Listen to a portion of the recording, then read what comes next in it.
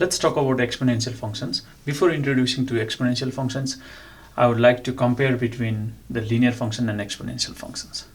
Okay, so practically linear functions and exponential functions, they represent some kind of growth or decay. The linear function represents the growth or decay by same amount. Okay, that means it changes by a constant. Either it decreases by a constant or increases by a constant. That's linear growth.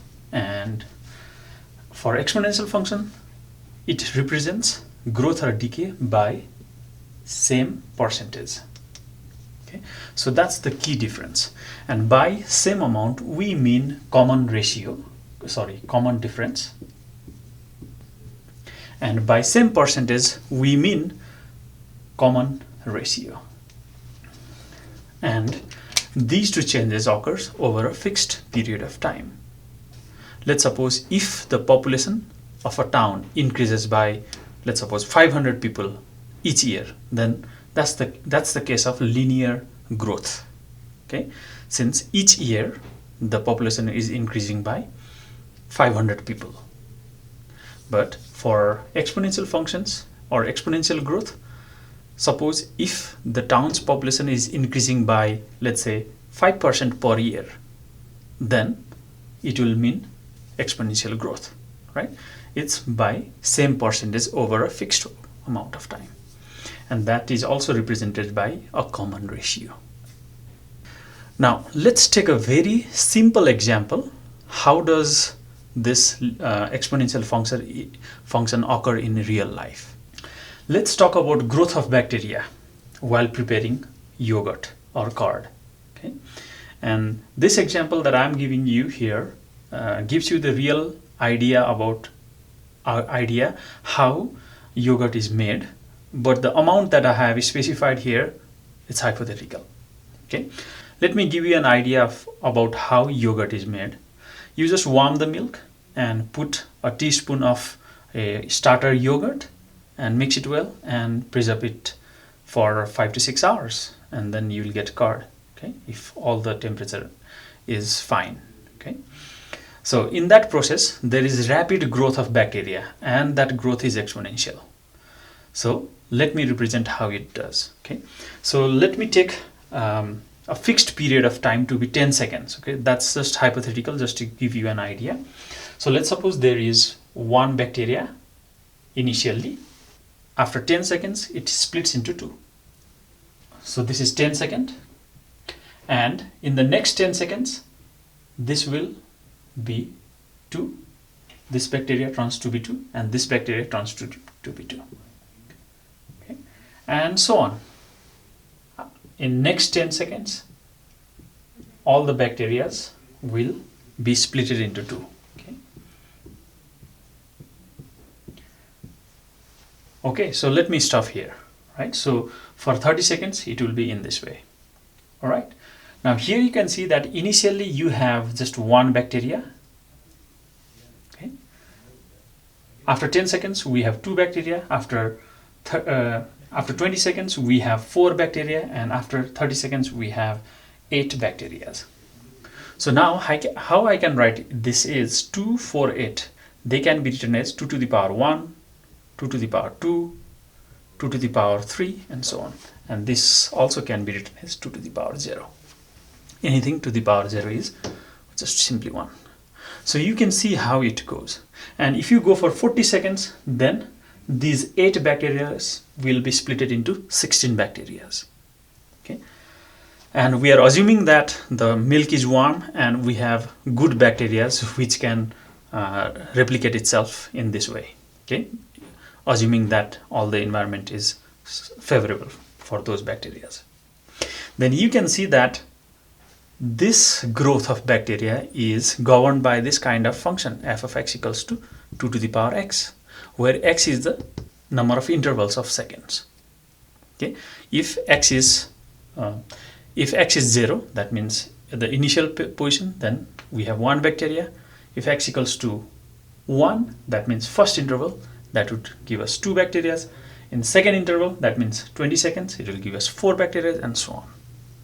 This is a very basic way to understand how exponential functions arise. Okay, after we have learned about how exponential functions may arise in real life, let's go for the formal definition of exponential functions. Exponential functions are defined as y equals to f of x equals to a times b to the power x, where this a is the initial value, which simply occurs whenever x equals to 0, right? And b is the base of exponent, and b must be greater than 0, but b should not be equals to 1. Be careful of this one. Okay, so if b equals to 1, then there is no change, right? It will be a constant function. And the domain of this kind of function is the entire real numbers, negative infinity to positive infinity, or simply r, right? And range, okay, range is 0 to infinity if a is greater than 0, and negative infinity to 0 if a is less than 0. Okay. And finally, the horizontal asymptote is the x-axis for this kind of curve. It's x-axis, okay, which is simply y equals to 0. So the graph of this kind of function would be simply this one, which always passes through 0, 1. Okay, so this would be y equals to a times b to the power x. So we have defined the exponential function in a mathematical way. Practically, the exponential function would be defined as pt equals to p naught or p0 e to the power kt. Well, let me define what everything is. So let me start from p0. P0 is the initial value. Initial value whenever t equals 0. P0 and a, they are the same thing. Okay. And e, its value is 2.718, and it goes on. It's an irrational number. I will ask you to go to page number 473 of the textbook to see how this e is defined. Okay, rate of growth or decay. T is time,